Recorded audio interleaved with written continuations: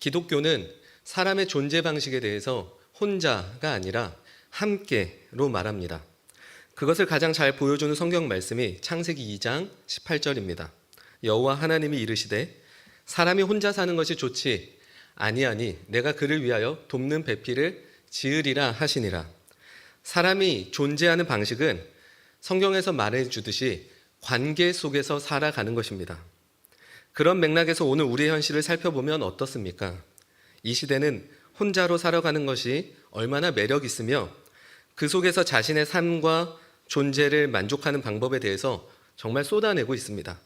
우리 주변에서는 흔한 예로 혼자서 여행하기, 혼자서 밥 먹기, 혼자서 영화 보기, 혼자서 쇼핑하기 등 쉽게 찾아볼 수 있습니다. 이것 자체가 문제가 되는 것이 아닙니다. 다만 이런 문화와 흐름으로 인해서 우리가 살아가는 방식 안에 인간관계를 맺어가는 시간이 줄어들고 다른 것에서 사람의 존재 방식을 찾고 만족을 누리게 된다면 이것은 성경과는 다르게 가고 있기 때문에 그래서 이런 것들은 문제가 될 수 있다라고 하는 것이죠. 사람의 존재 방식이라는 것은 혼자가 아닌 것이에요. 관계 속에서 살아가도록 하나님께서 우리를 지으셨습니다. 사람의 존재 방식이 관계 속에서 살아간다라고 하면 그것은 무엇을 의미할까요? 하나님은 우리를 한 인격체로 만드셨어요. 인격의 가장 큰 특징은 인격과 인격의 만남 속에서 성장하게 되고 성숙해지고 변화를 만들어갈 수 있는 것이 인격의 특징입니다. 단순한 어떤 지적 탐구와 반복된 고행을 통해서 나의 어떤 참된 존재를 찾아가고 존재의 성공을 이루고 그리고 내 인격들을 만들어가겠다? 그것은 애당초 불가능한 이야기입니다. 기독교는 그렇게 말하지 않습니다. 인격은 그런 것으로 완전하게 만들어지지 않고 사람과 사람의 관계 속에서 우리는 인격이라는 게 만들어질 수 있다는 거예요. 그리고 그 인격을 기독교에서는 하나님의 형상이라고 말하죠. 하나님의 형상으로서 우리의 모습, 그것이 인격이라는 겁니다. 하나님은 우리로 하여금 서로 살아가면서 그 속에서 하나님의 형상을 만들어 가실 것을 우리 안에 보여주고 계신 겁니다. 이런 흐름에서 기독교의 신앙을 정의 내려본다면 그리스도의 은혜와 사랑으로 가득 채워져 우리 일상의 모든 관계 속에서 하나님의 형상을 온전히 살아가는 것, 이것이 기독교 신앙이죠. 다른 각도에서 한번 생각해 보겠습니다. 우리가 하나님의 온전한 형상으로 살아가기 위해선 두 가지가 필요합니다. 한 가지는 하나님과의 인격적인 만남이죠. 두 번째는 사람과 사람의 관계 속에서 살아가는 것이 필요합니다. 이 두 가지는 반드시 필요하다라는 거예요. 하나님과의 인격적인 만남만 추구한다고 해서 우리가 회복된 형상으로 하나님 앞에 살아갈 수 없습니다. 우리는 반드시 관계 속에 던져졌고 그 사람과 사람이라는 관계 속에서 하나님이 우리에게 기대하시고 원하시는 모습들을 이루어 가실 수 있는 것입니다. 이런 생각과 관점으로 오늘 본문을 묵상하려고 합니다. 왜 그러냐면 우리가 이 본문을 자칫 잘못하면 단순한 교훈 또는 인간관계에 있어서 처세술 또는 무엇인가 또 지켜야 되는 것처럼 율법처럼 여길까 그렇습니다. 저는 이 한 가지를 꼭 피하고 싶었어요. 이 본문을 보면서 인간관계 이렇게 하는 거야? 이걸 얘기하고 싶은 게 아니에요. 이 본문을 보면서 또 이걸 지키면서 살아야 되는 거 추가되는 거야? 이거 지켜야 되겠네? 이런 얘기를 하는 게 아닙니다. 이런 관계가 우리 인생 속에서 반드시 필요하고 이 관계들을 통해서 하나님은 우리를 다듬어 가시고 만들어 가신다라는 거예요. 그래서 이 본문이 너무 소중하고 우리가 이 본문을 그런 관점에서 볼 수 있어야 됩니다. 그러면 우리 인생의 이런 관계는 이젠 필요 없어지는 것이 아니라 꼭 필요하다라는 것을 알게 될 수 있겠죠. 우리는 지난날 내 인생을 불편하게 하고 나를 힘들게 하는 저 사람 좀 없애주세요. 하나님, 내가 하나님 잘 믿을 테니까 저 사람 좀 없애주세요. 근데 이건 옳지 않습니다. 하나님은 이런 관계, 때로는 우리와 사랑하는 관계도 있겠지만 우리를 핍박하고 우리와 원수가 되고 나를 미워하고 불편한 관계 속에 우리를 던져 놓을 때가 있습니다. 그것은 그 속에서 하나님이 우리를 빚으시겠다라는 거예요. 그 속에서 우리는 하나님의 형상으로 만들어질 수 있다라는 거예요. 근데 그 자리를 우리 인생에 없애달라고요? 그건 맞지 않죠. 이런 관점과 흐름에서 오늘의 이 본문을 바라본다면 단 하나의 어떤 교훈, 처세술, 하나의 어떤 율법 같은 그런 느낌으로 묵상하지 않을 것입니다. 자, 그러면 시작해 보겠습니다. 여기까지가 긴 서론이었어요. 왜냐하면 그것을 피하고 싶었어요. 이 본문을 보면서 에이, 또 인간관계 이렇게 하라는 거야? 뭐 또 이런 거 지켜야 되는 거야? 이런 본문이 아니라는 거예요. 훨씬 깊고 우리한테 소중한 본문이라는 거죠. 그래서 이렇게 서론이 길었습니다. 시작해 봅시다. 지난주에는 우리의 동역자들 안에서 관계를 맺고 살아가게 될 때 진실되게 그들을 사랑하는 것에 대해서 묵상했습니다. 오늘은 대상이 다릅니다. 믿는 자들이 아니라 내 인생을 불편하게 만드는 관계에서부터 원수들과의 관계를 다루게 됩니다. 먼저 14절 함께 읽도록 하겠습니다. 14절 시작. 너희를 박해하는 자를 축복하라. 축복하고 저주하지 말라. 네, 이 말씀을 보면 가장 먼저 어떤 단어가 딱 눈에 들어오십니까? 박해죠, 박해. 박해라는 단어가 우리 눈에 들어와요.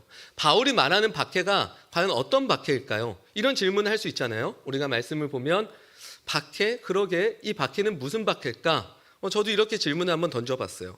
여기에 관해 마태복음 5장 11절 우리가 한번 보겠습니다. 5장 11절 함께 읽겠습니다. 시작. 나로 말미암아 너희를 욕하고 박해하고 거짓으로 너희를 거슬러 모든 악한 말을 할 때에는 너희에게 복이 있나니 라는 이런 구절이 있어요. 예수님이 말씀하시는 이 본문에서의 박해는 무엇입니까? 나로 말미암아 라는 표현에서 아주 잘 나와 있죠. 예수님 때문에 받는 박해를 예수님 우리한테 말씀하고 계세요. 누가복음 6장 22절도 볼까요? 같은 내용이지만 함께 읽겠습니다. 시작. 인자로 말미암아 사람들이 너희를 미워하며 멀리하고 욕하고 너희 이름을 악하다 하여 버릴 때에는 너희에게 복이 있도다. 이 본문도 어떻습니까? 인자로 인하여, 예수님으로 인하여 너희가 이런 것들을 당하게 될 때 박해죠. 서정 여기서 예수님은 우리한테 말씀하시는 박해는 예수님으로 인해서 받게 되는 것을 말을 하는 거예요. 만약에 예수님으로 말미암는 박해가 아니라 나의 어떤 이기심과 나의 잘못된 생각으로 받게 되는 것으로 한번 생각해 보면 해석이 어떻게 될까요? 우리는 박해라는 것이요, 내가 잘못해서 받을 때도 있어요. 내가 이기적이고 내 중심적으로 생각하고 내가 좀 잘못한 것 때문에 누군가로부터 미움을 받게 되고 박해를 받을 수 있어요. 근데 그걸로 이해하면 본문이 아주 이상해져요. 왜냐하면 박해를 많이 받으면 복이 있대잖아요. 그럼 우리는 어떻게 살아야 되는 걸로 떨어지죠? 이기적이어야 돼요. 내 마음대로 해야 돼요. 남에게 불편을 막 줄 수 있어야 돼요. 그럼 우린 박해를 받을 것이고 그럼 복이 있다. 여러분 이거는 딱 봐도 말이 안 되지 않습니까? 그러니까 여기서 말하는 박해는 그런 박해가 아니라는 거예요. 만약에 누군가가 정말로 이기적으로 행동해서 잘못하고 있어요. 그리스도인 중에 그런 사람들이 나를 미워한다고 해서 가가지고 이렇게 말하는 거예요. 씩 웃으면서 나는 당신들 저주하지 않고 축복할 거야. 여러분 그러면 진짜 이상한 사람 아닙니까? 내가 잘못하고 내가 이상하게 행동해 놓고선 사람들 화나게 만들고 사람들 막 진짜 막 열불나게 했는데 딱 가가지고 웃으면서 성경 말씀에 저주하지 말고 축복하라 했으니 여러분 축복해요? 이러면요 진짜 그리스도는 이상해지는 겁니다. 좋은 쪽이 아니라 나쁜 쪽으로 이상해지죠. 내가 잘못하고 제대로 해야 될 것을 하지 않아서 받는 핀잔과 박해가 있어요. 그때는 당연히 상대방을 저주할 일도 아니에요. 그리고 또 그건 상대방을 축복할 일도 아닙니다. 그때 뭐 해야 됩니까? 내가 나를 좀 돌아봐야죠. 내가 잘해야죠. 근데 지금 바울이 말하는 박해는 이런 박해가 아니라는 거예요. 여기서부터 우리는 한번 생각을 해보자는 거죠. 본문에서 말하는 바울이 말하는 박해를 예수로 살아가기 때문에 생겨나는 것으로 한번 생각해 봅시다. 그리스도를 믿음으로 인해 내 삶을 불편하게 하는 사람들이 있습니까? 있습니까?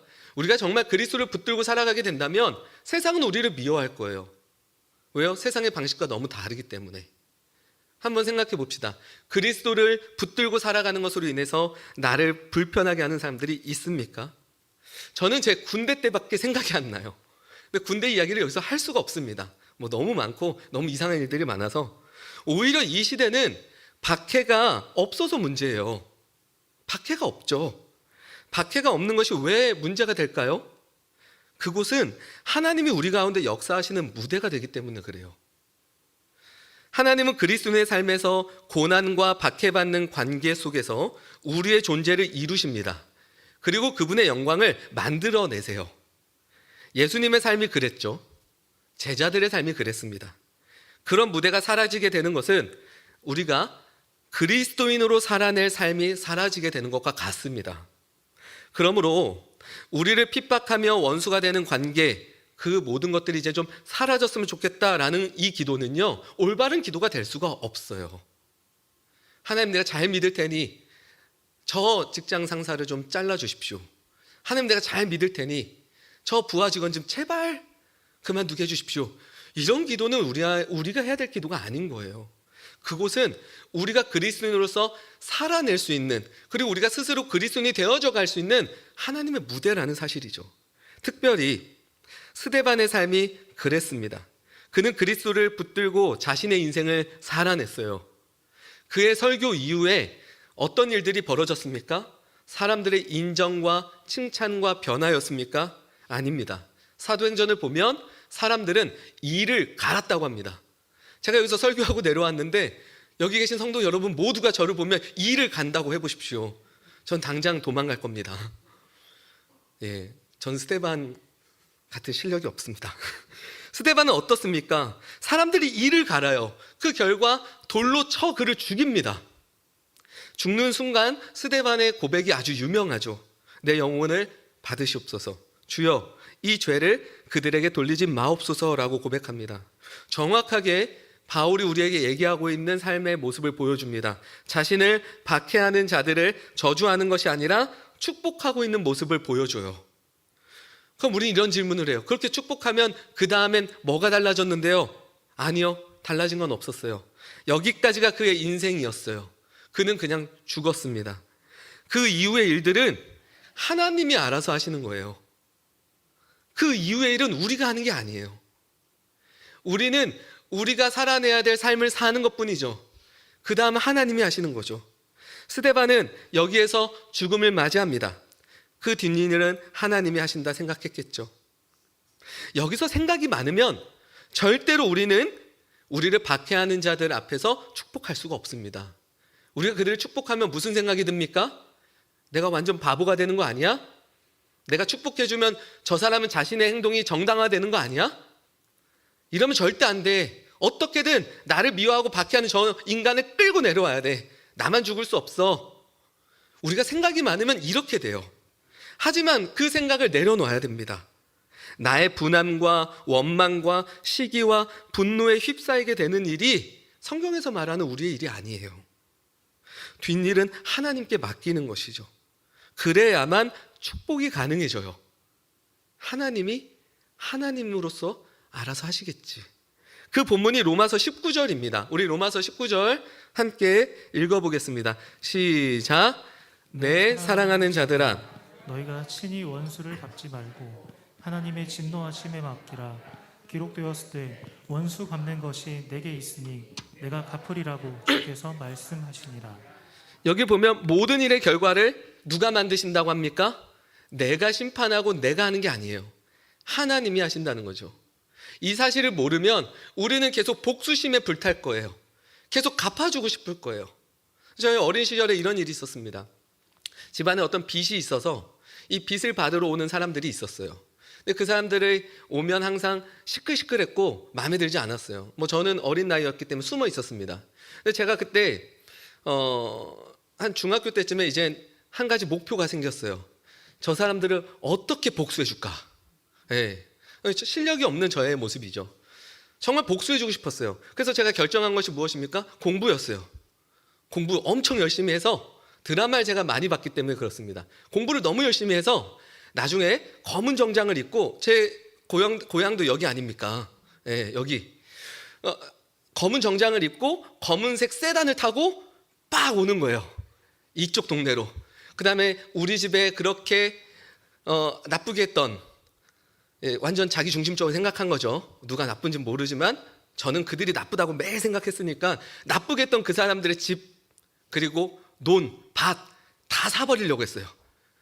돈 주고.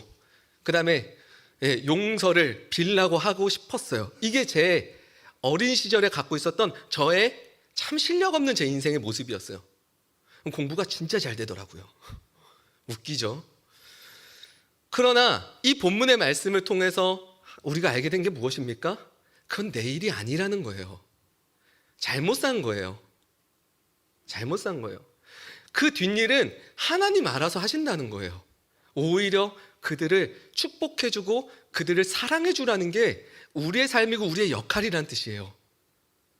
저는 이제 이 본문을 통해서 그런 것들을 알아갖고 묵상하고 배워간 것이죠. 어린 나이 때 알지도 못했습니다. 어린 나이 때는요, 드라마 보는 게 전부였어요. 요즘에 그 펜트하우스라고 하죠. 저는 아직 한 회도 본 적이 없습니다.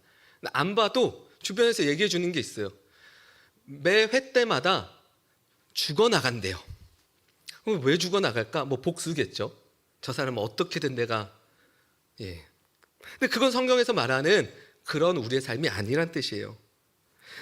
우리는 이 19절에서 모든 것의 징계와 심판을 하나님이 하신다라는 거에 우리의 모든 걸 맡겨야 합니다. 그래야만 우리가 진짜 살아야 될 삶이 보이기 시작할 거예요. 이제 다음 구절 15절로 함께 보겠습니다. 15절을 보면 함께 읽을까요? 시작. 즐거워하는 자들과 함께 즐거워하고 우는 자들과 함께 울라. 바로 이 15절 말씀으로 가기 위해서는 16절을 한 번 더 읽어야 돼요. 우리 16절 한번 읽겠습니다. 시작. 서로 마음을 같이하며 높은 데 마음을 두지 말고 도리어 낮은 데 처하며 스스로 지혜 있는 채 하지 말라. 이 16절이 또 가능하려면 그리스도의 은혜와 사랑을 힘입지 않고서는 어렵습니다. 우리가 서로 마음을 같이 한다는 게 쉬운 일입니까? 한번 생각해 보세요. 마음을 같이 하는 게 쉬워요? 마음을 같이 안 하는 게 쉬워요? 같이 안 하는 게 훨씬 쉽습니다. 우리 가만히 있으면 그런 게 올라오지 않아요? 누구랑 같이 하고 싶기보다는 저만 그런가요? 성경에서 말하는 누군가와 마음을 같이 하는 거 16절은요, 그리스도의 은혜와 사랑을 힘입지 않고는 어려워요. 예수님이 어땠습니까? 그분의 마음을 우리에게 주셨어요. 우리에게 주셨어요. 더 나아가 우리의 비참한 현실을 보며 그분은 찾아오셨어요. 그리고 그분은 지혜 있는 척하지 않으셨어요. 스스로 낮은 자의 모습으로 우리를 섬겨주셨죠. 그렇기 때문에 그리스도로 인해서만 이 16절이 우리 안에 가능해져요. 언제라도요. 서로 마음을 같이 할 수 있는 것이죠. 그 누구라도 말이죠. 저는 그 사람과 마음을 같이 할 수 없어요. 예수님은 우리가 할 수 있었나요? 우린 그걸 넘어설 수 없어요. 그렇기 때문에 우리는 누구든 마음을 같이 할 수 있게 된 거예요. 왜요? 그리스도의 사랑과 은혜가 우리 안에 그걸 먼저 보여줬고 우리를 그렇게 채워줬기 때문에 말이죠. 그래서 나를 박해하는 자들, 그들에게 우리는 이젠 함께 할 수 있게 되는 거예요. 마음을 줄 수 있는 거예요. 교만하지 않을 수 있어요. 비천한 사람들과 사귈 수 있고 스스로 지혜 있는 척하지 않을 수 있습니다. 그러므로 이 15절이 가능해지는 거예요. 16절이 그리스도의 은혜와 사랑으로 우리 안에 가능해질 때 바로 이 15절, 즐거워하는 자들과 즐거워할 수 있고 우는 자와 함께 울 수 있는 일들도 가능해지는 것이죠. 즐거워하는 자와 즐거워한다, 우는 자와 같이 운다, 이것을 공감이라고 해요. 공감. 그리스도로 살아가는 사람들에게는 타인에 대한 진심으로 공감해 줄 수 있는 일이 가능해지는 거예요. 필요하고요. 때로는 공감이란 단어가 위험하게 사용될 수도 있습니다. 그렇죠? 언제입니까? 자신의 이익과 이미지 메이킹을 위해서 누군가에게 친절로 다가가기 위한 하나의 위선으로 포장할 때 이 공감은 정말 위험한 게 돼버려요. 마음에도 없고 저 사람에 대한 깊은 이해도 없으면서 잘 보이고 싶어서 부장님 그러셨습니까? 뭐 이런 거 마음에도 없는 거죠. 많잖아요. 그런 공감이 아니라 제가 지금 말씀드리고 싶은 공감은 정말 사람의 본질에 대한 이해가 우리 안에 있기 때문에 그 사람을 향한 하나님의 사랑과 은혜를 알기 때문에 우리는 그를 공감해 줄 수 있는 거예요. 그리스도를 힘입어 살아가는 자들에게는 무슨 일이 일어나요? 사람에 대한 본질적인 이해가 있어요. 왜? 나도 연약하잖아요. 나도 죄인이잖아요. 이런 나를 하나님이 받아주셨고 하나님 나에게 찾아오셨잖아요. 그러니 저 사람이 지금 갖고 있는 저런 마음과 저런 상태에 같이 갈 수 있는 거죠. 왜요? 예수님 나에게 먼저 그렇게 해주셨기 때문에. 이것은 위선도 아니고 내 유익을 위한 것도 아닙니다. 본질적으로 그리스도가 우리에게 보여주신 관심과 사랑에 이제 기반해서 우리의 동역자들이나 때로는 우리를 싫어하고 우리를 힘들게 하는 관계들 속에서도 그걸 추구해 나갈 수 있게 돼요. 그리스도의 사랑 같은 건 이 세상에 없습니다. 없어요. 15절을 더 적극적으로 한번 해석을 해봤어요. 우리는 이 구절을 보면 즐거워하는 일이 생긴 집에 초대됐을 때 함께 즐거워해줘야지, 우는 사람이 생기면 거기에 가서 같이 울어줘야지, 조금만 더 생각해 보면요, 더 적극적이어질 수가 있어요. 어떤 겁니까? 즐거워하는 자와 즐거워한다는 건요, 이 사람이 무엇으로 인해 즐거워하는지 관심을 갖는 거예요. 청소. 예. 집에서 내 아내가 청소를 그렇게 즐거워해요. 그럼 뭐 하는 겁니까? 막 닦고 다니는 거죠. 저는 이제 큰일 난 거고요. 그리고 그러니까 뭘로 즐거워하는지 알아야 그 즐거움에 동참해 갈 수 있는 거예요. 더 적극적으로요. 물론 믿지 않는 자들이 여러 우리가 기독교적으로 봤을 때 올바르지 않은 일들을 즐기고 있고 즐거워해요. 그렇다고 즐거워해야 돼, 같이 해줘야 돼, 나도 그러면 한잔 해야겠다, 막 이거 아니잖아요. 그런 뜻 아니고 정말 그 사람에게 있어서 즐거움이 뭔가 보고 그걸 같이 해줄 수 있으라는 거죠, 오늘 본문은. 그리고 우는 자도 똑같습니다. 이 사람이 뭘 슬퍼하는지 보는 것이죠. 이 사람 이것 때문에 속상할 수 있구나, 이 사람에겐 이것이 참 크게 느껴지는구나, 그거를 관심 갖는 거예요. 일이 터지고가 아니라 그 전에 우리가 먼저 더. 만약에 우리 중에 누군가가, 아니면 세상의 누군가가 돈에 대해서 너무 힘들어하고 있고 두려워하고 있는 사람들이 있다고 한번 생각해 봅시다. 이 사람이 돈 때문에 너무 두려워하는 거예요. 그래서 돈이 없어서 너무 슬퍼하고 울고 있어요. 그러면 우리는 그분을 보면서 어떤 걸 같이 느껴줘야 됩니까? 그것이 얼마나 이 사람 인생에 크게 느껴지고 있고 그 사람의 생존으로 다가오게 되는지 같이 생각해 주는 거예요. 왜냐하면 우리나 그나 똑같은 연약한 존재이기 때문에 그렇죠. 때로는 우리가 살아온 시절이 공감을 받기 힘들 정도로 힘겨운 시대를 살아왔을지도 모릅니다. 어린 시절에 너무 힘들어요 라 말하면 무슨 말 들었습니까? 그 정도로 힘들면 무슨 일을 하겠냐? 이런 시대에 우리는 살았죠. 나 정말 즐겁고 좋아 라고 말하면 너가 지금 그렇게 즐기며 있을 때냐? 이렇게 듣고 지내온 것처럼 우리가 지금 슬퍼하는 사람들을 보면서 이렇게 대해서는 안 된다라는 거예요. 저는 이 설교문을 쓰면서 참 제가 미안한 그 관계들에게 전화를 좀 했고 고백을 했습니다. 내가 공감해 주지 못하고, 이게 제가 매일 하는 말이에요. 힘들어요. 힘들어서 어떡할 거야? 포기해. 그렇게 해서 할 수 있겠어? 이게 우리의 실력이라는 거예요. 너무 아쉽죠. 하지만 다시 또 용기를 내고 우리가 이 말씀 붙드는 겁니다. 우리는 사람들에게 이 돈 때문에 막 두려워하는 사람들에게 찾아가서 막 뭐 그런 일로 세상 다 잃을 것처럼 울고 있냐? 그게 뭐라고? 인생이 그걸로 가는 것이 아닌데 지금 울고 있을 때가 아니야. 정신 차리고 앞을 봐야지. 이렇게 공감하지 못하며 관계 속으로 걸어가게 된다면 이건 성경에서 말하는 사람을 사랑하는 것은 아닙니다.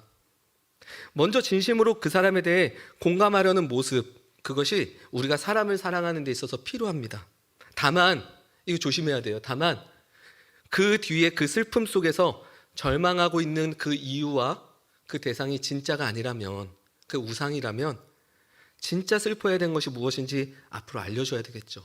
그리고 함께 짊어지고 갈 수 있는 그런 지혜가 필요합니다. 기독교인이 실수하는 것 중 하나가 무엇인지 아십니까?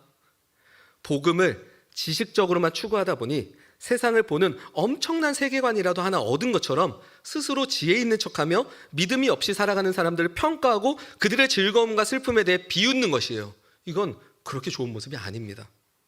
지혜의 근본이신 예수님도 그렇게 하시지 않았습니다.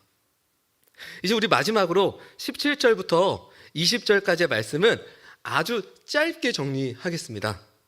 14절까지 포함해서 생각을 할 텐데요. 여기 이제 원수에 관한 부분이에요. 원수. 그런데 크게 4가지 부정 명령이 있고 4가지의 긍정 명령이 나옵니다. 우리 부정 명령으로는 이런 말들이 나와요. 한번 집에 가셔서 한번 쭉 밑줄 치면서 정리해 보세요. 저주하지 마라. 아무에게도 악으로 악을 갚지 마라. 원수를 갚지 마라. 악에게 지지 말라. 긍정 명령은 이렇게 돼요. 축복하라. 선한 일을 도모해라. 진노하심에 맡기며 원수를 섬기라. 마지막으로 이것들을 통해 선으로 악을 이기라. 이런 4가지의 명령이 대조를 이루면서 나옵니다. 여기에 대해서 뭐 얘기하자면 너무 길어서 설교가 끝이 안 날 거예요. 여기까지 할 거예요. 성경에서는 악을 물리치는 길을 그 사람에게 선을 행하는 것으로 말합니다. 성경은 이렇게 이야기를 해요. 다시 말하자면 잘못한 사람을 미워하게 되면 우리는 지는 거예요. 예. 우리가 흔히 악을 행한 사람을 보며 그 사람의 악을 없애기 위해 그 사람까지 없앤다라고 생각할 때가 있어요. 이 사람의 악이 없어져야 돼. 저 사람 왜 이렇게 나쁘게 사는 거야? 저 사람 진짜 내가 죽이고 싶어. 막 이런 마음이 들 때가 있잖아요. 근데 우리는 뭐가 필요합니까? 악과 사람은 구분할 줄 알아야 돼요. 왜냐하면 우리가 저 사람이 아무리 나쁘게 행동한다고 해서 저 사람 진짜 어떻게든 내가 복수해 줄 거야, 죽일 거야 막 이러면요, 그 순간 우리는 악에게 좋은 일을 하게 되는 겁니다. 그리고 우리는 자신도 모르는 사이에 악한 세력에게 조종당하고 있는 것이죠. 우리의 주된 목표가 무엇입니까? 악과 악을 행한 사람을 구분하는 것이에요. 그리고 그를 용서하고 사랑하고 친절을 베풀라고 로마서에는 우리에게 얘기해 주고 있어요. 그렇게 되면 어떤 일이 벌어집니까? 억울할 수 있죠. 마음에 안 들 수도 있어요. 하지만 이 문장을 들어보세요. 악이 우리를 침범하지 못합니다. 이걸 넘어서실 수 있겠어요? 내가 저 사람에게 친절을 하고 용서해주고 베풀고 먹이고 입히고 하기에는 저 사람 나한테 어떻게 하는 줄 아세요? 나 그렇게 못해요. 그럼 그 결정과 그 생각이요? 악이 우리를 침범하지 못한다라는 이 문장을 넘어설 수 있겠어요? 못 넘어섭니다. 정말 중요한 게 뭐예요? 악이 우리를 침범하지 못하는 게 중요한 거예요. 더 나아가 그 사람에게 더 이상 악이 침범하지 않게 돼요. 우리가 나를 실제로 힘들게 하고 미워하는 사람에게 친절과 사랑을 베풀어주면 어떤 일이 벌어집니까? 그 사람 마음이 유순해져요. 유순해지죠. 더 나아가 그 사람은 선한 영향력을 받게 됩니다. 우리 싸울 때 한번 생각해 보세요. 싸울 때 어떻게 싸웁니까? 친절과 용서를 베풀며 싸우십니까? 그건 불가능합니다. 싸울 때 어떻게 싸워요? 정말 이젠 이를 갈죠. 딱 내가 이겨야겠다. 그래서 이 사람이 이렇게 악을 나에게 팍 뿜으면 나도 어떻게 합니까? 악을 팍 뿜습니다. 그럼 어때요? 서로 악이 더 강해져요. 이건 누구도 이긴 게 될 수가 없습니다. 성경에서는 우리가 그들에게 친절을 베풀 때 가장 얻게 되는 큰 놀라운 일은 뭐냐면 우리가 이젠 더 이상 악이 우리를 침범하지 않게 된다는 거예요. 그리고 그 사람에게도 있어서 더 이상 악이 더 심해지지 않는다라는 거죠. 이게 진짜 우리가 생각해야 될 거 아니겠습니까? 이런 일들이 20절에 나오는 숯불을 그 머리에 쌓아 놓는 것입니다. 20절에 숯불을 쌓아 놓는다라는 표현이 있어요. 우리가 그런 자들을 향해서 친절과 용서와 함께 나가기 시작할 때 그들은 변화될 수 있다라는 거예요. 그들은 어느 날 회복될 수도 있다라는 거예요. 이게 하나님이 보실 때 가장 중요한 일이었어요. 구체적으로 더 보게 되면 18절에서 이런 구절이 있습니다. 할 수 있거든 모든 사람과 더불어 화목해라. 할 수 있거든 모든 사람과 더불어 화목해라. 이걸 조금 더 적극적으로 우리가 해석해 보면요, 우리를 힘들게 하고 어렵게 한 사람을 이제 피하지 말란 뜻이에요. 우리는 우리를 미워하고 힘든 사람들을 보면서 피하는 것이 방법이라고 생각할 때가 있어요. 피하면 끝이니까 피하면 되지. 근데 그 피하는 것도요, 또 하나의 나의 보복인 거예요. 보복이죠. 제가 자주 하는 실수예요. 제가 누군가한테 보복할 때 어떻게 하는지 아십니까? 피합니다. 피해버려요. 참 치사한 거죠. 이게 보복이 될 수 있는 거예요. 근데 성경은 뭐라고 합니까? 모든 자들과 함께 할 수 있거든 더불어 서로 화목해라. 그렇기 때문에 이젠 내 인생에 불편을 주는 사람, 그런 사람들을 피하지 않고 그 사람들에게 가는 겁니다. 20절 말씀과 같이. 그래서 그들을 위해서 어떻게 하면 내가 도와줄 수 있고 행동으로 내가 어떻게 하면 사랑을 표현할 수 있을지, 그것을 살아내는 것이 우리가 사람을 사랑할 때 필요하다라는 거예요. 직장 안에 이런 일들이 너무 많으시죠? 이해가 안 되고 하루 종일 붙어 있으니까 얼마나 많이 다르겠습니까? 그리고 그 속에서부터 얼마나 많은 것들이 쌓여가고 서로 그렇게 막 이를 갈면서 있겠습니까? 근데 그리스도인이라면 이 본문의 말씀을 다시 한번 생각해 보셔야 됩니다. 악이 나를 침범하진 않았는지, 그리고 나의 행동으로 인하여 저 사람에게 있어 악이 더 증가되진 않았는지, 과연 이 싸움은 뭘 위한 싸움인지 보셔야 돼요. 우리에게 주어진 삶은 누군가를 향해 복수심으로 살아가는 것이 아닙니다. 모든 일의 결과는 하나님께 맡기며 그 속에서 산 제물로 드려지는 인생, 그 인생을 살아내는 것이 우리가 해야 될 일이에요. 19절 말씀을 계속 기억해야 합니다. 오늘 이 본문에 핍박하는 자들, 나와 원수된 자들, 이런 자들과 이런 관계를 맺고 그들을 사랑하며 살아가기 위해서는 이 19절 말씀이 정말 필요해요. 우리 19절 말씀 한 번 더 읽을까요? 시작.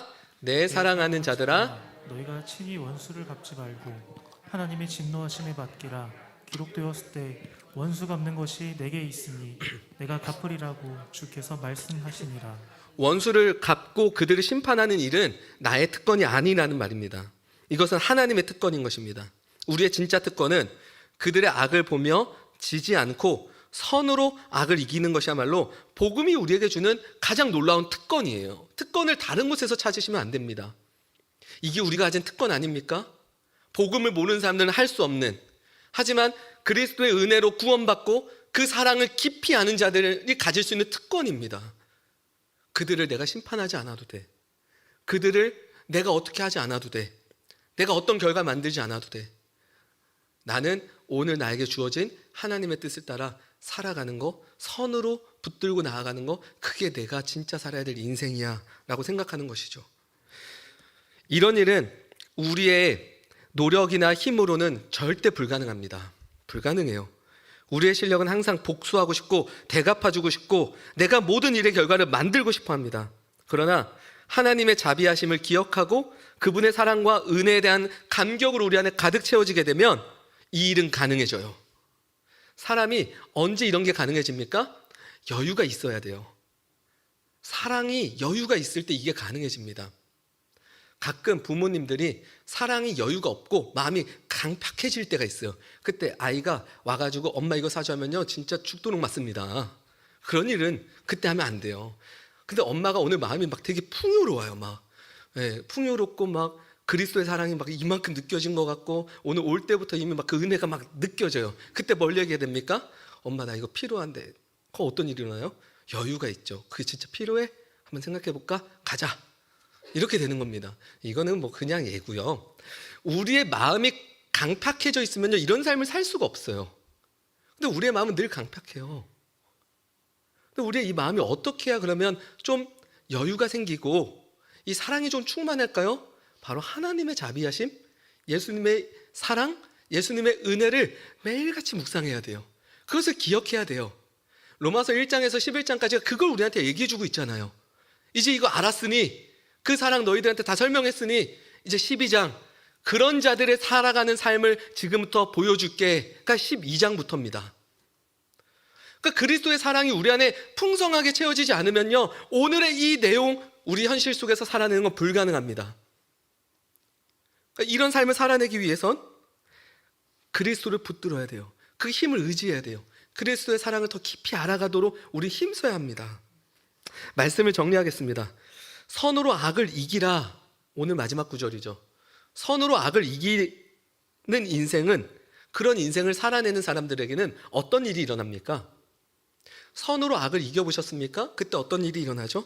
우리는 그때 그리스도께 인도됩니다.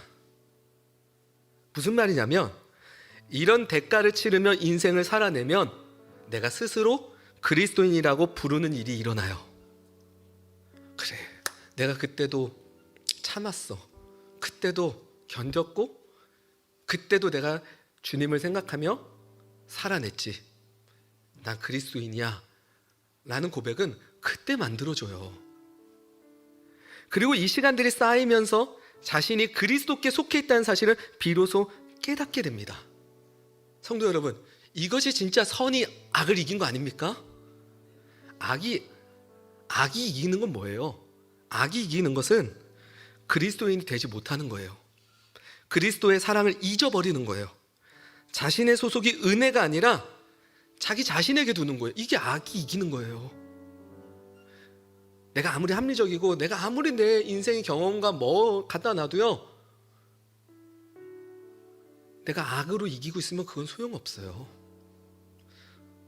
내가 진짜 그리스도인이라 고백되어질 수 있고 내가 그리스도께 속한 것이다 라는 것들이 우리 삶에서 보여지기 시작하면요 그거야말로 진짜 선으로 악을 이긴 겁니다. 그때 악이 도망갈 거예요. 정말 무서워할 거예요. 실패했다고 할 거예요.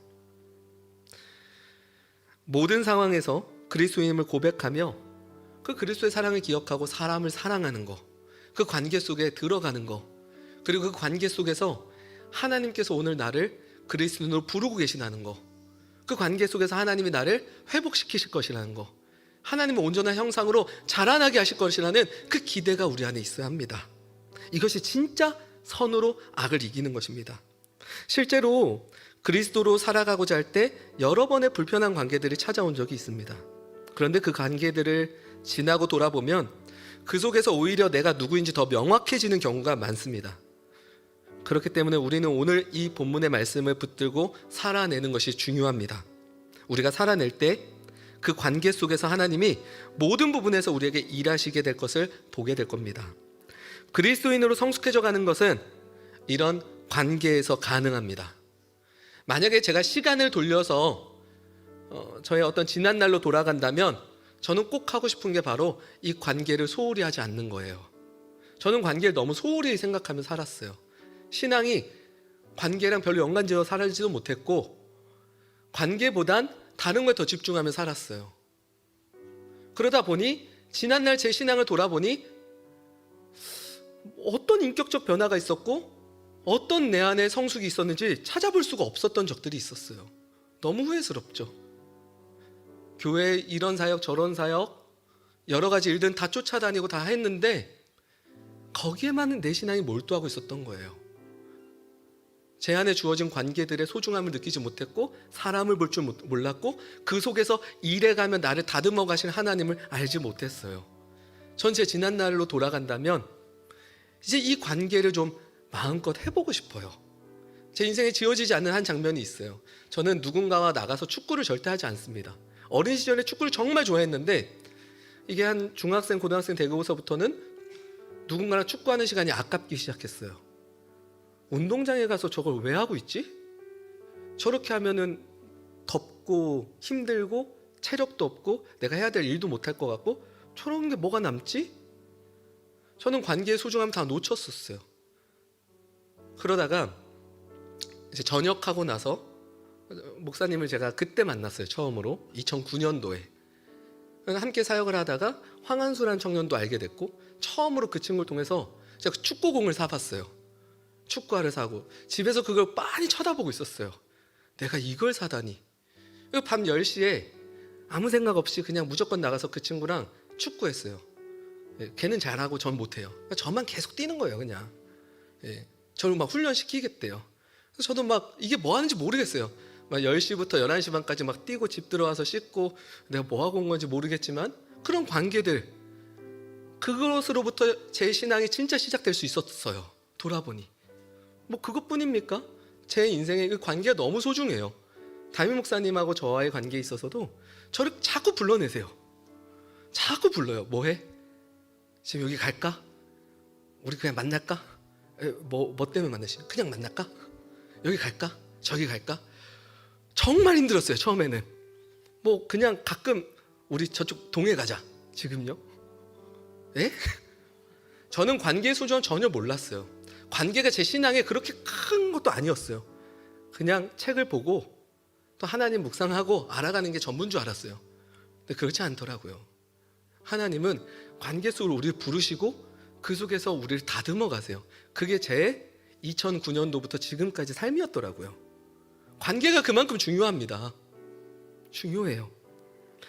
사람을 사랑하는 일을 통해 하나님은 우리의 믿음이 점점 성숙해지도록 만드십니다. 그리고 우리를 굳건하게 만들어 가실 거예요. 그래서 사람과 사람의 관계는요 반드시 필요합니다. 내가 좋아하는 관계 또는 나와 원수지간인 관계, 그 모든 것들을 통해서 하나님은 우리로 하여금 선으로 이끄실 겁니다. 바울은 그런 관계 속에서 하나님이 우리를 그리스도께 이끄실 것을 알고 있었어요. 그래서 그 방식이 그들을 똑같이 저주하는 것이 아니라 오히려 축복하는 자, 그런 자의 자리로 가는 것이었죠. 그때 우리는 스스로 내가 그리스도인이구나 라는 사실을 보게 될 것이고 성숙해져 갈 수 있을 것입니다. 우리 그 말씀 한 절을 읽고 마치도록 할 텐데요. 시편 23편 5절입니다. 시편 23편 5절.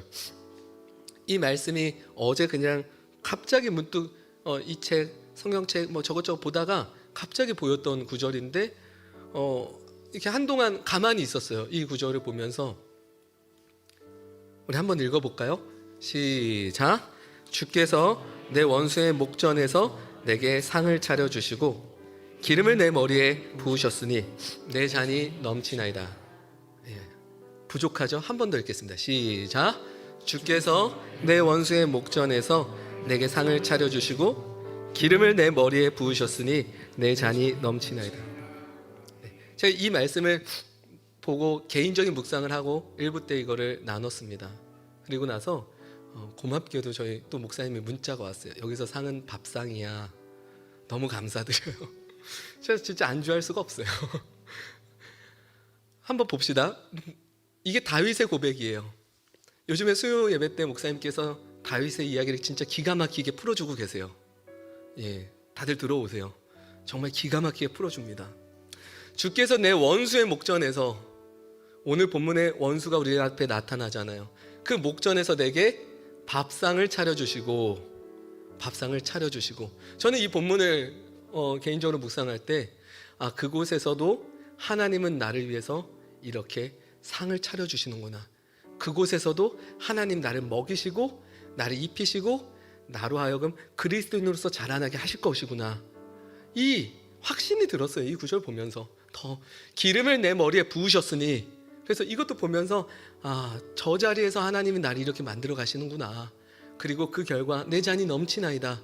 내가 진짜 그리스도인이구나. 이런 고백이었던 거예요. 우리 안에 있는 우리 관계를 소중하게 여기며 그 관계 속에서 하나님이 우리를 다듬어 가신다는 사실을 놓치지 않기를 이 시간에 축복합니다. 우리 한 가지 찬양하고 같이 기도하기를 원합니다. 함께 할 찬양은 선한 능력으로라는 찬양이에요. 네, 이 찬양에 대해서 잠시 우리가 좀 나눌 게 있는데요. 이 찬양은 그 디트리히 본 회퍼라는 사람이 지은 곡이라고 합니다. 근데 이 본 회퍼라는 사람의 인생을 보니까 이런 책이 있어요. 디트리 본 회퍼 평화주의와 암살자 사이에서라는 이런 소책자가 하나 있습니다. 이 책을 보면서 계속 오늘 말씀과 생각이 났던 인물이었어요. 이 사람은요, 고민이 많았어요. 이 시대에 어떻게 그리스도를 살아가는 것이 가능할까? 어떻게 그리스도는 내가 살아갈 수 있을까? 그 고민이 그의 인생에 정말 가득했었어요. 그래서 그가 어떤 대학에 갔을 때 그곳에서 정말 절친한 동역자를 만났고 그 동역자로 인해서 이자가 평화주의자가 됐어요. 그리고 나서 이 사람이 그렇게 평화주의를 지키며 하나님 앞에 살아가는 인생을 살다가 그 히틀러를 암살하기 위해서 그 암살 집단에 들어갑니다. 그리고 모든 그 전쟁이 끝나기 전에 이 사람 처형당해서 죽어요. 근데 저는 이제 궁금해졌어요. 이 사람은 도대체 어떤 생각과 어떤 고민이 많았을까? 그리고 그렇게 이 선한 능력을 의지했던 이자가, 그러니까 이 제목이 너무 기가 막힌 거예요. 평화주의와 암살자 사이에서. 근데 이게 제 모습 같고 우리의 현실 같고 우리의 모습 같은 거예요. 그래서 저는 이 사람을 파야겠다. 또다시. 그래서 이제 아직 읽지도 않았습니다. 이 사람이 쓴 책이 나를 따르라. 이게 초기에 쓴 책이래요. 성도의 공동생활, 그다음 한 권이 더 있어요. 이 세 권이 세트로 하면 더 쌉니다. 근데 이 책을 이제 보려고 합니다. 그래서 과연 그리스도인으로 살아낸다는 것이 그의 인생에서 어떻게 고민했고 어떻게 묻어났을까 궁금해지기 시작했어요. 예, 아마 기회가 되신다면 한번 더 찾아보셔서 우리 성도님들도 더 읽어보시고 더 깊어질 수 있기를 이렇게 추천드립니다. 어쨌든 그분이 쓴 곡이에요. 이 곡을 우리가 보면서 우리 인생에 하나님 선한 능력으로 우리를 인도하여 주옵소서. 우리 그런 고백으로 이 찬양을 드리겠습니다.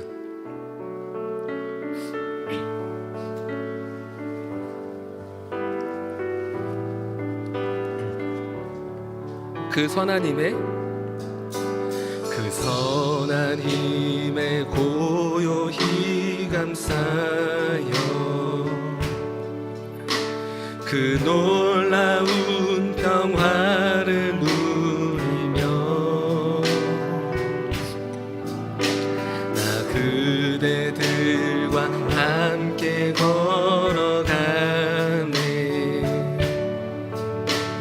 나 그대들과 한 해를 연애. 2절입니다. 지나간 허물, 지나간 허물 어둠의 날들이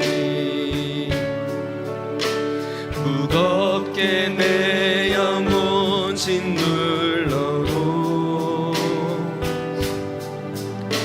오 주여 우릴 외면치 마시고 약속의 구원을 이루소서. 3절 고백합시다. 주께서 밝히신 작은 촛불 어둠을 헤치고 타오르네. 그 빛에 우리 하나 되어 그 빛에 우리 모두 하나 되어 온 누리에 비추게 하소서.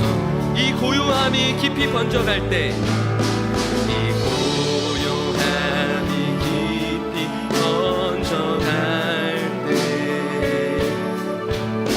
저 가슴 벅찬 노래 들리네. 다시 하나가 되게 이끌소서. 당신의 우리 그 그리스도의 사랑을 의지하며 기억하며 고백합시다. 그 선하님이 우리 감싸시니 믿음으로 일어날 일 기대하네. 주 언제나 우리와 함께 계셔. 하루 또 하루가 새롭습니다. 우리 한 번 더 고백합시다. 그 선하님이 우리를 감싸시니 그 선하님이 우리를 감싸시니 믿음으로 일어날 일 기대하네. 주 언제나 우리와 함께 계셔. 하루 또 하루가 늘 새로워. 이 시간 우리 한 가지 기도 제목 가지고 좀 묵상하며 기도하며 나아가기를 원합니다. 기도하실 때 하나님, 우리 안에 있는 사람들을 보게 하여 주옵소서. 그 사람들과의 관계 속에서 선한 능력으로 살아낼 수 있도록 주님 우리를 붙들어 주옵소서. 그래서 우리가 스스로 그리스도인임을 보게 하시고 그 관계 속에서 하나님께서 우리를 빚으시고 만들어 가시는 그 놀라운 것들을 하나님 우리가 보게 하여 주옵소서. 우리가 결단해야 될 부분들이 있습니다. 결단해야 될 부분들은 결단을 좀 하시고 우리가 하나님의 도움을 구해야 되는 부분들이 있습니다. 그 부분에 있어서는 하나님의 도움을 구하며 그 주님을 의지하며 우리 함께 나아가기를 바랍니다. 오늘 말씀을 좀 기억하면서 우리 잠시지만 함께 기도하며 나아가겠습니다. 기도하겠습니다. 하나님, 우리 안에 하나님께서 허락하신 이 놀라운 일들을 보게 하시고 이루어갈 수 있도록 인도하여 주시옵소서. 주님, 우리 안에 이 선한 능력으로 하나님께서 이끄실 것을 믿습니다. 하나님, 우리 안에 이 관계들 속에서 하나님, 내가 원망하며 불평하며 그 관계들을 누리지 못했다면 이제는 하나님 그 속에서 사람을 보게 하시고 그 속에서 하나님께서 우리를 다듬어 가시고 우리를 그리스도인으로 세워져 가는 것을 보게 하여 주시옵소서. 그래서 이 모든 관계들을 끝내게 하시고 없어지게 해달라는 기도가 아니라 그 속에서 우리가 선으로 통하여 살아가는 삶을 보게 하여 주시옵소서. 그래서 하나님, 선한 능력으로 말미암아 그것으로 인하여 주님 앞에 살아가는 하나님 우리의 존재가 되게 하시고 그런 모든 놀라운 일들을 우리 삶 속에서 이루어가실 주님을 보게 하여 주시옵소서. 주께서 이렇게 우리를 인도하실 줄을 믿습니다. 주의 놀라운 은혜를 바라봅니다.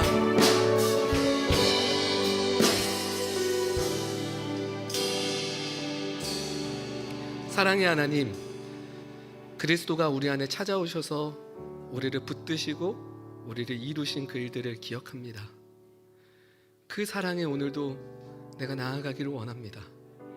그래서 그 사랑으로 힘입어 하나님 우리 안에 주어진 관계들을 보며 하나하나 소중하게 생각하게 하시고 그 속에서 나의 실력과 나의 힘으로 풀어가는 것이 아니라 모든 일들은 주께서 알아서 하실 것이고 내가 정말 해야 될 일은 그 속에서 그리스도를 본받아 살아내는 것임을 기억하게 하여 주옵소서. 서로가 상처를 주고 서로가 서로를 미워하고 증오하고 시기하고 그런 상황 속에서 그리스도인으로 살아가고자 고백한다면 하나님, 이것은 뭔가 맞지 않는 것 같습니다. 다시금 우리 안에 사람에 대한 이해가 있게 하시고 하나님이 사람을 얼마나 소중하게 여겼는지를 우리 또한 보게 하시고 그 진리 앞에 수많은 유혹과 그 무엇이 우리 안에 닥쳐오더라도 이 진리를 지키며 이 진리를 붙들고 싸워낼 수 있도록 하나님 힘을 주시옵소서. 세상이 정말 이상해서 돈이 사람보다 앞섰고 권력이 사람보다 앞서고 모든 것이 사람보다 앞선 이 시대에 우리가 살아갑니다. 이런 상황에서 우리가 진짜 그리스도를 살아내야 되는 것이 무엇인지 보게 하시고 그런 관계 속에서 선한 능력을 의지하여 살아내기 시작할 때 우리가 그리스도인임을 보게 하시고 그리스도인으로 성숙해져 가고 하나님을 닮은 자로 하나님께서 회복시키는 그 인격을 우리 삶에서 보게 하여 주옵소서. 그렇게 우리의 삶을 이끄실 우리의 대장 되신 우리 주 예수 그리스도의 이름으로 기도합니다.